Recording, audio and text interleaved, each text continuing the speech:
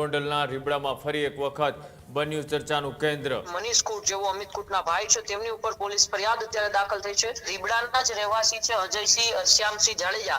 તેઓનું જેસીબી અને ટ્રેક્ટરનું કામ છે, એટલે તેમનું જેસીબી અને ટ્રેક્ટર ત્યાં ચાલતા હતા। તે જ સમયે બપોરના લગભગ 12 વાગ્યાની આસપાસ મનીષ ખૂટ જેવો અમિત ખૂટના ભાઈ છે તેઓ હાથમાં કુહાડો લઈને આવે છે અને જેસીબી અને ટ્રેક્ટર ચલાવતા અજયસિંહના જે મજૂરો છે, જે તેમના માણસો છે, તેમને તેઓ ધમકાવે છે, ગાળો ભાંડે છે। બપોર પછી 4 વાગ્યાની આસપાસ જ્યારે અજયસિંહ એ ગામની અંદર બેઠા હોય છે ત્યારે મનીષ ખૂટ આવીને તેમને પણ ગાળો ભાંડે છે અને ત્યારબાદ એ અજયસિંહ શ્યામસિંહ જાડેજા જેઓ પોલીસની અંદર અરજી આપે છે કે મનીષ ખૂટ જેવો અમિત ખૂટના ભાઈ છે તેઓ દાદાગીરી કરી રહ્યા છે, બેફામ એ અપશબ્દો બોલી રહ્યા છે અને તેના આધારે જ હવે આખરે ગોંડલ પોલીસે એક ગુનો દાખલ કર્યો છે।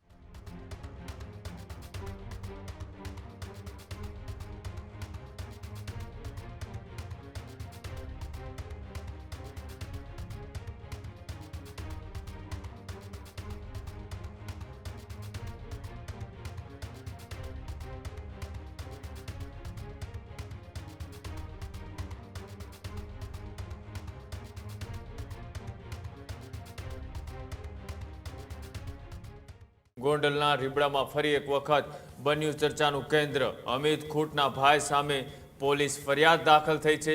મનીષ ખૂટ સામે દાખલ થઈ પોલીસ ફરિયાદ। રીબડાના અજયસિંહ જાડેજાએ કરી પોલીસ ફરિયાદ। અજયસિંહનું જેસીબી અને ટ્રેક્ટરનું ચાલતું હતું કામકાજ અને 20 જેટલા જે કામકાજો છે તેના કારણે અલગ અલગ જે કામો છે તે સરકારી હોય કે પ્રાઇવેટ હોય તેના કારણે ત્યાં અનેક વખત છે તે બબાલોનું કેન્દ્ર બનતું હોય છે। ફરી એક વખત અજયસિંહનું જેસીબી અને ટ્રેક્ટરનું કામ ચાલતું હતું। તે દરમિયાન 29 જૂનના રોજ સેટેલાઇટ ઇન્ડસ્ટ્રી ઝોનમાં ચાલતું હતું કામકાજ। મનીષ ખૂટે અજયસિંહના માણસોને આપી હતી ધમકી। મનીષ ખૂટે હાથમાં કુહાડી અને અપશબ્દો પણ બોલ્યા હતા। ત્યારબાદ મનીષ ખૂટે અજયસિંહને પણ ગાળો ભાંડી। અજયસિંહ જાડેજાએ પોલીસમાં અરજી આપી હતી અને પોલીસે ફરિયાદ દાખલ કરી આગળની કાર્યવાહી છે તે હાથ ધરી છે।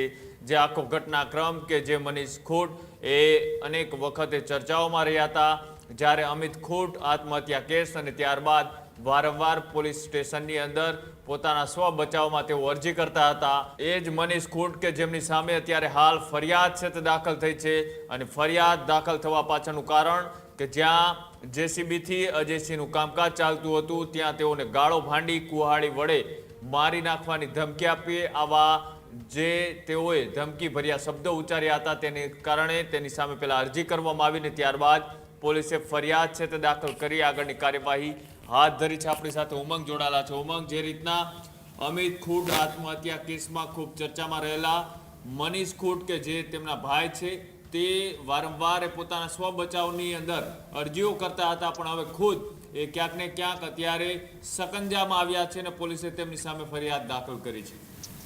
જી બિલકુલ કૃણાલ, હંમેશા આમ તો ગોંડલ અને રીબડા છે તે ચર્ચાનો વિષય રહેતો હોય છે, ચર્ચાના કેન્દ્રમાં રહેતા હોય છે, ત્યારે ફરી એક વખત હવે ગોંડલનું રીબડા છે તે ચર્ચાનો વિષય બન્યું છે અને આ વખતે પણ એ અમિત ખૂટનો પરિવાર તેમની સાથે જોડાયેલો છે। અમિત ખૂટ આત્મહત્યા કેસની અંદર હંમેશા પોલીસ સ્ટેશનની અંદર ચર્ચામાં રહેલા અનેક વખત અરજીઓ જેમણે આપેલી છે। મનીષ ખૂટ જેવો અમિત ખૂટના ભાઈ છે તેમની ઉપર પોલીસ ફરિયાદ અત્યારે દાખલ થઈ છે।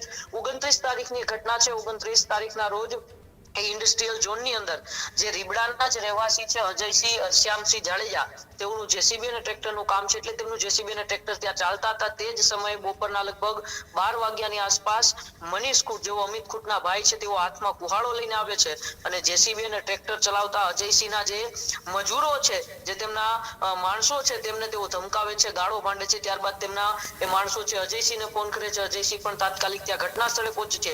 ત્યારે ત્યાંથી તો મનીષ ખૂટ નીકળી ગયેલું હોય છે, પરંતુ એ બપોર પછી 4 વાગ્યાની આસપાસ જ્યારે અજયસિંહ એ ગામની અંદર બેઠા હોય છે ત્યારે મનીષ ખૂટ આવીને તેમને પણ ગાળો ભાંડે છે અને ત્યારબાદ એ અજયસિંહ શ્યામસિંહ જાડેજા જેઓ પોલીસની અંદર અરજી આપે છે કે મનીષ ખૂટ જેવો અમિત ખૂટના ભાઈ છે તેઓ દાદાગીરી કરી રહ્યા છે, બેફામ એ અપશબ્દો બોલી રહ્યા છે અને તેના આધારે જ હવે આખરે ગોંડલ પોલીસે એક ગુનો દાખલ કર્યો છે, ફરિયાદ દાખલ કરી છે અને ભારતીય ન્યાય સંહિતા BNS 2023 ની કલમ 351(2) અને 352 તથા જીપી એક્ટ કલમ 135 મુજબ હાલ એ જે ફરિયાદી હતા ભાઈ શ્રી અજયસિંહ શ્યામસિંહ જાડેજા, તેમની એ અરજીના આધારે ફરિયાદ દાખલ કરીને મનીષ ખૂટ સામે કાયદેસરની કાર્યવાહી ગોંડલ પોલીસે હાથ ધરી છે। કૃણાલ, જી બિલકુલ, આભાર જોડાવા બદલ, માહિતી આપવા બદલ। તો ફરી એક વખતે અમિત ખૂટ આત્મહત્યા કેસમાં ખૂબ ચર્ચામાં રહેલા મનીષ ખૂટ કે તેમની સામે હવે ફરિયાદ છે તે દાખલ કરવામાં આવી છે ગોંડલ પોલીસ સ્ટેશનમાં. આગળની કાર્યવાહી અને તપાસ છે તે પોલીસ દ્વારા શરૂ કરવામાં આવી છે. જોવાનું રહેશે કે આગામી દિવસોની અંદર